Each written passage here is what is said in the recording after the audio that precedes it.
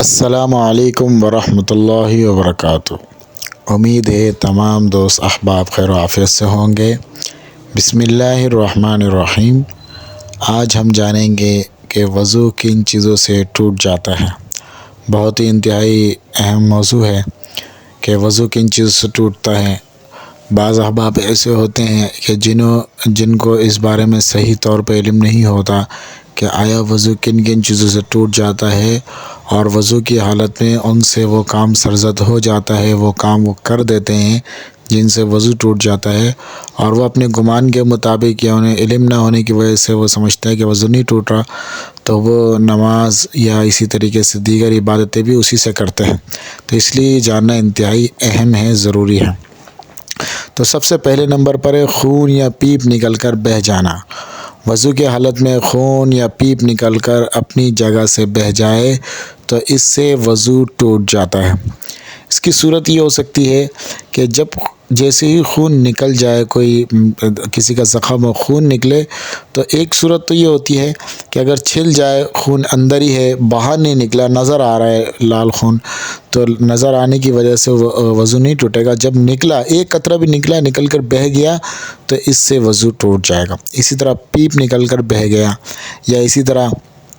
جن کے آنکھوں میں تکلیف ہے یا ناک میں تکلیف ہے اور درد ہو رہا ہے، اور درد ہونے کی حالت میں جو اس سے پانی نکلتا ہے، تو اس پانی کے نکلنے سے بھی وضو ٹوٹ جائے گا، کیونکہ یہ پانی کا حکم بھی تقریباً پیپ کی طرح ہی ہے کہ اندر جو ہے وہ پھوڑا پھنسی ہے یا دانہ ہے جس کی وجہ سے تکلیف ہو رہی ہے، اور یہ پانی نکل رہا ہے تو یہ پیپ کے حکم میں ہے، اور نکل کر بہہ جا رہا ہے تو اس سے بھی وضو ٹوٹ جائے گا۔ اسی طرح اگر کوئی شخص خون نکلا تو نہیں تھا لیکن دبا کے نکالا اور روئی سے پوچھا، بہنے نہیں دیا، تو پھر اس کی صورت بھی علماء نے یہ بیان کیا کہ دیکھا جائے گا کہ اگر اتنا روئی سے صاف کیا، اگر نہیں صاف کرتے تو اتنا ہوتا ہے کہ بہہ جاتا، تو اس سے بھی وضو ٹوٹ جاتا۔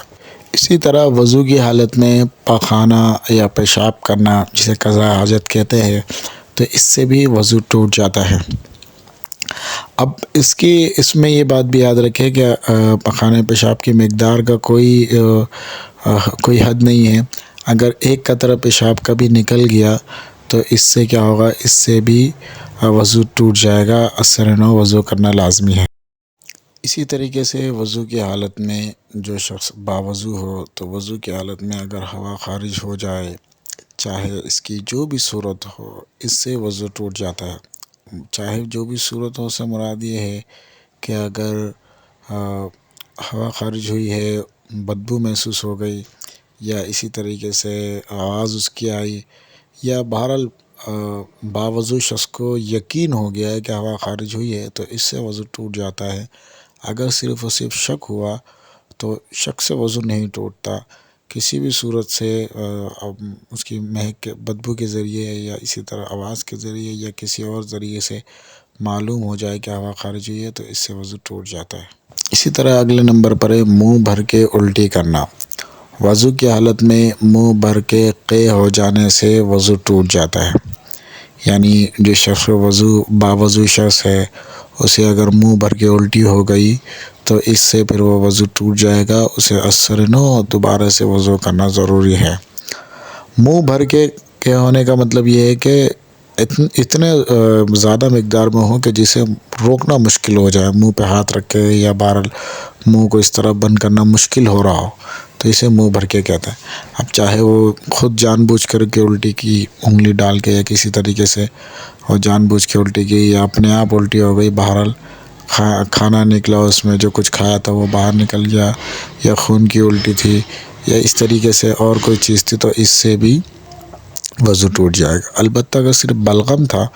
اور کچھ نہیں تھا تو اس سے وضو نہیں ٹوٹے گا۔ اس کے بعد اگلے نمبر پہ مباشرت فاحشہ یعنی مرد عورت کی شرمگاہ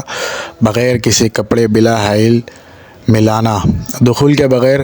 اگر شرمگاہوں کو ملایا جائے تو دخول نہ کیا جائے تو اس سے بھی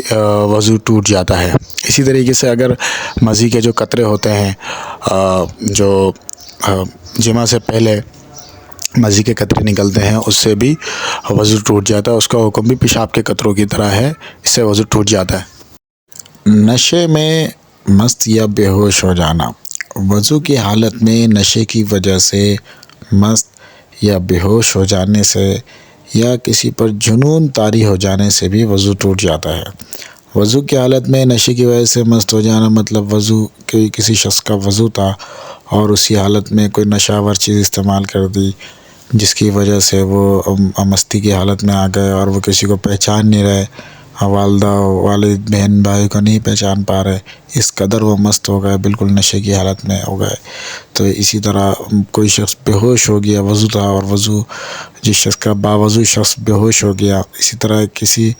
باوضو شخص پر جو ہے جنون طاری ہو گیا، تو ان تمام صورتوں میں یہ ہوگا کہ اگر وہ نشے سے افاقہ ہوتا ہے، نشہ ان سے اتر جاتا ہے اور مستی کی کیفیت ختم ہو جاتی ہے، اسی طرح بے ہوش تھے، بے ہوش کے بعد ہوش میں آ جاتے ہیں،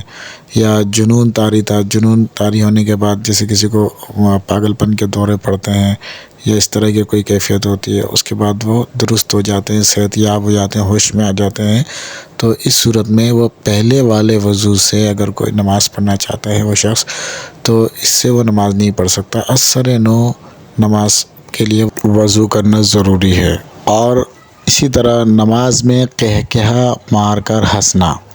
رکوع سجدے والی نماز میں، یعنی جیسے 5 وقت ہمارے فرض نمازیں ہیں، اسی طرح جو اس سے متعلقہ سنت ہے، نوافل ہے، اور جو ایسی نمازیں جو رکوع سجدے مکمل طور پر ہوتے ہیں وہ نماز ہے، اور وہ نمازیں جن میں رکوع سجدے نہیں ہوتے جیسے نماز جنازہ ہے تو اس میں رکوع سجدہ نہیں ہوتا، تو اس کا یہ حکم نہیں ہے۔ جس نماز میں جو کامل مکمل نماز ہے، رکوع سجدے والی نماز، اس نماز میں کوئی شخص دوران نماز کسی نے ہنسایا یا کوئی بات اس کو یاد آ گئی یا کسی کو نماز کے دوران کسی ایسی چیز پہ نظر پڑی، کسی چھوٹے بچے پہ نظر پڑ گئی یا کسی ایسی حرکت، کوئی ایسی چیز انہوں نے دیکھی، کوئی ایسا منظر دیکھا جس سے وہ ہنسنے لگ گئے، ہنسی آ گئی ان کو اور کیا مار کے ہنسنے لگے، تو اس سے نماز بھی ٹوٹ جائے گی اور وضو بھی ٹوٹ جائے گا۔ تو یہ بھی یاد رکھیے گا کہ رکوع سجدے والی نماز کے اندر کیا مار کر ہنسنا یہ بھی وضو کو توڑ دیتا ہے۔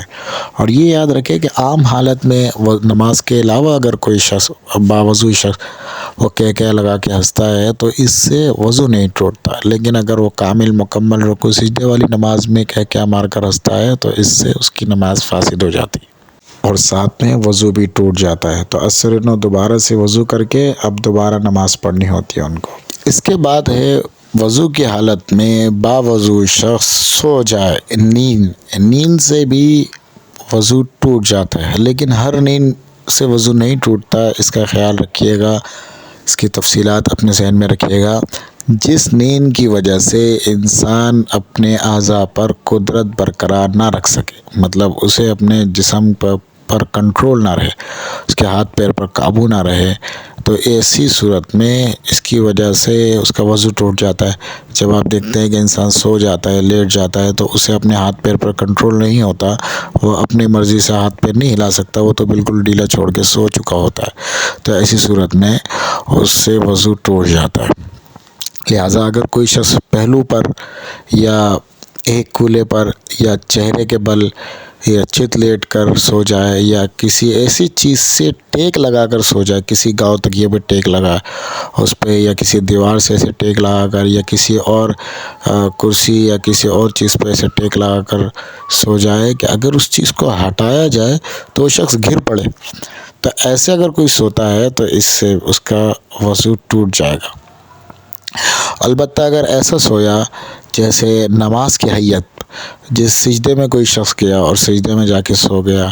اسی طرح رکوع میں کوئی شخص سویا ہو یا کھڑے سو رہا ہے، تو ایسی صورت میں ایسے سونے سے اس کا وضو نہیں ٹوٹے گا۔ اسی طرح یہ بات بھی یاد رکھے کہ یہ جو سونے کی مقدار، اس پہ بھی ذرہ برابر تھوڑی دیر سو گیا تو اس سے بھی اس کا وضو ٹوٹ جائے گا۔ مقدار نہیں ہے کہ بہت زیادہ دیر سونا ہے، نہیں، سو گیا، آنکھ لگ گئی، سو گیا تو نہیں، وضو ٹوٹ جائے گا۔ البتہ صرف اونگنے سے، بس اوقات آپ دیکھتے ہیں بعض لوگ بیٹھے اونگ رہے ہوتے ہیں، جھوم رہے ہوتے ہیں، ہل رہے ہوتے ہیں، اونگ رہے ہوتے ہیں، تو اس سے بہرحال وضو نہیں ٹوٹے گا، تو اس کا خیال کرنا ہے۔ دراصل نیند کی وجہ سے وضو ٹوٹنے کی جو اصل وجہ ہے وہ یہی ہے کہ جب انسان سو جاتا ہے تو اس کے پورے اعضاء پر اس کی قدرت نہیں رہتی، بالکل ڈھیلے ہو چکے ہوتے ہیں، تو خصوصاً اس بارے میں علم نہیں ہوتا آیا ہوا خارج ہوئی ہے یا نہیں ہوئی ہے۔ تو بہرحال چونکہ اس انسان کو بھی سونے کی حالت میں اس بارے میں حقیقی طور پہ یقینی علم نہیں ہو سکتا، اس لیے بہرحال کوئی بھی اس طرح سو جاتا ہے جو صورت ابھی بیان کی ہیں تو لہٰذا اس پر وضو ٹوٹنے کا حکم لگا دیا جاتا ہے اور اس کو یہ لازم ہے اس کے ذمہ کہ دوبارہ سے وضو کرے۔ اگر آپ کو یہ ویڈیو اچھی لگی تو کمنٹس میں ضرور بتائیے گا، ویڈیو کو لائک، شیئر اور چینل کو سبسکرائب کرنا نہ بھولیں۔